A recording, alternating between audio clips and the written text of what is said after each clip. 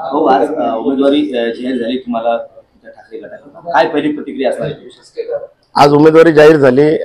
या उमेदवारीची अपेक्षा बुलढाणा जिल्ह्यातील तमाम माझ्यावर प्रेम करणाऱ्या, उद्धवजीवर प्रेम करणाऱ्या जनतेला होती आणि ज्या विश्वासानं त्यांनी ही उमेदवारी मला दिली त्यांचा विश्वास निश्चितपणे आम्ही सार्थ ठरवू। पुन्हा बुलढाणा लोकसभेवर भगवा फडकवू। उमेदवारी अर्ज कधी भरणार आहात? उमेदवारी अर्ज 4 एप्रिलला गुरुवारी संत गजानन महाराजांचं दर्शन घेऊन आम्ही बुलढाण्याला अर्ज दाखल करू।